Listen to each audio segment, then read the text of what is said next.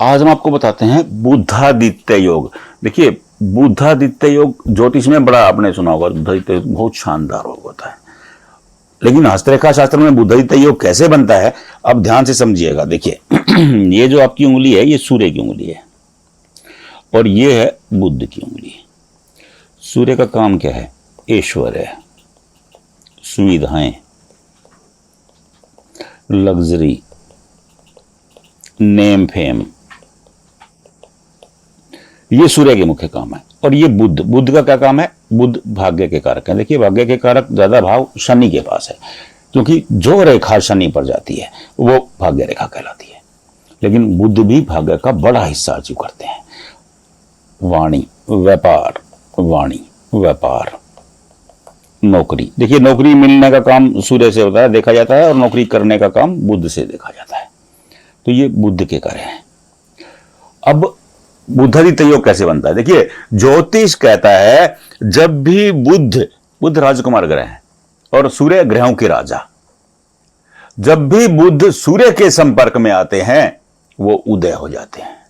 क्या हो जाते हैं? उदय हो जाते हैं। उसी को कहा गया है बुधादित्य योग, मतलब बुध का उदय हो जाना। बुध क्या है? बुध भाग्य है, तो ये पुनः भाग्य उदय योग हो जाता है। ऐसे लोगों का जब भी बुधादित्य योग बनता है तो समझ लो कि उनका भाग्य उदय हो जाता है। मैं आपको ये वीडियो मैंने पहले भी बनाया है, इसलिए बना रहा हूं कि लोग बार बार प्रश्न करते हैं कि भाग्य उदय कब होगा जी।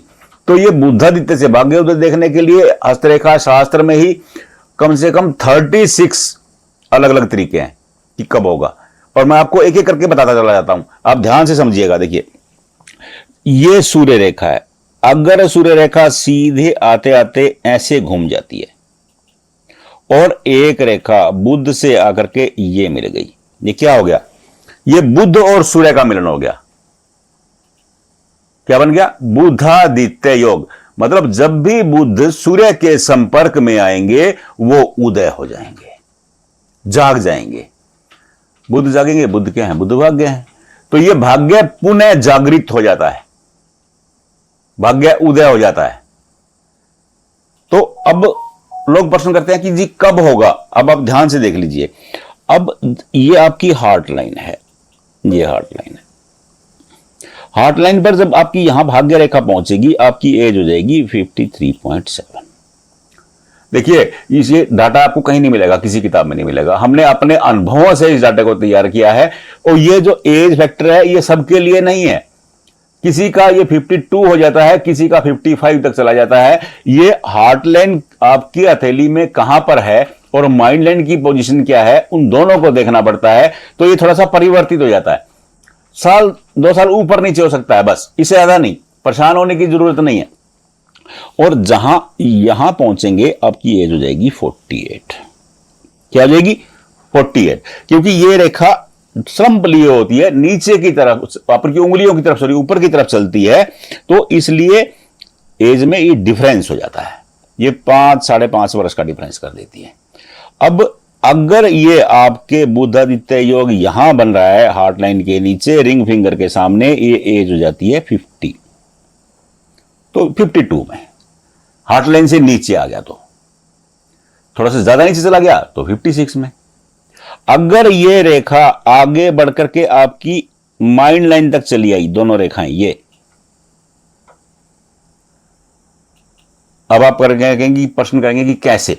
देखिए, जब आपकी भाग्य रेखा माइंड लाइन पर पहुंचेगी, आपकी एज होगी 31.5। कितनी होगी? 31.5। और माइंड लाइन ऊपर से नीचे की तरफ आती है, ये देखिए। यहां जब पहुंचेगी आपकी एज हो जाएगी 36।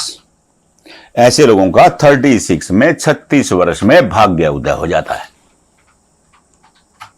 बिल्कुल सिंपल। देखिए, मैं आपको ना बिल्कुल डाटा सही समझा रहा हूं, बिल्कुल ईयर वाइज समझा रहा हूं, आप ध्यान से समझते जाइए। अब अगर यही रेखा ऊपर चली आती है, देखिए ये रेखा आपकी दोनों ऊपर आ गई ऐसे, और ये यहां आकर के मिली, ये रेखा। अब आप इसका प्रश्न देखिए ध्यान से। अब यहां आने पर ये 21, जैसे ही ऐसा बच्चा जिसकी हथेली में ये दो मुख बना है, दो मुख मतलब दो रेखाएं, विक्ट्री साइन। आजकल के यूथ दो मुख नहीं समझते हैं, बड़ी दिक्कत हो गई है ये। एक बच्चों को ना समझाने के लिए आप हिंदी का शब्द बोलेंगे उसे समझ में ही नहीं आएगा। आप किसी बच्चे को कह करके देख लीजिए 83, वो ऐसे मुंह बांध के खड़ा हो जाएगा कि क्या कह रहे हो। जब उसे 83 कहेंगे ना, जब वो समझता है।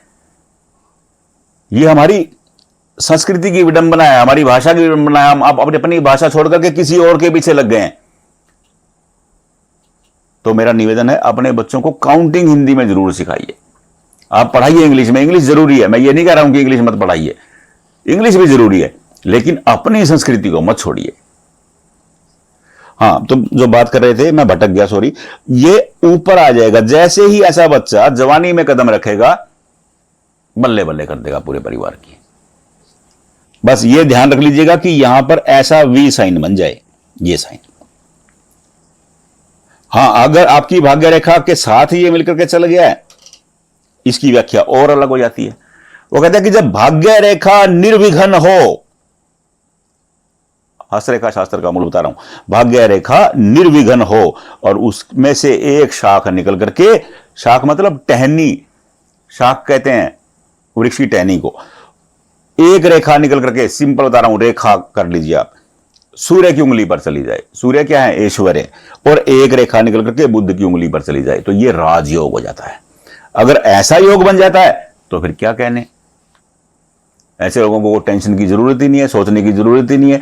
ऐसा इंसान गजब की लाइफ जीने वाला होगा जिसकी दिल्ली में राजयोग होगा। मैं आपको बता रहा था बुद्धादित्य योग, ये बुद्धादित्य योग आपको मैंने समझा दिया, आप ध्यान से समझ लीजिए। इसको नहीं समझ में आया, कोई दिक्कत ही नहीं है, इसी वीडियो को वापस दोबारा देख लीजिए, रिवाइंड कर लीजिए। वाईफाई धन चल रहा है आजकल, तो जियो नेट दे रहा है फर्स्ट क्लास, कोई दिक्कत ही नहीं है।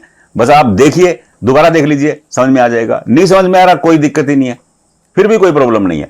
जहां आप वीडियो देख रहे हैं उसी पे अपना हाथ का फोटो खींचिए और सच चिपका दीजिए कमेंट बॉक्स में। हम आपको देख करके बता देंगे कि आपका बुद्धादित्य योग कब एक्टिव हो रहा है, भाग्य कब उदय हो रहा है।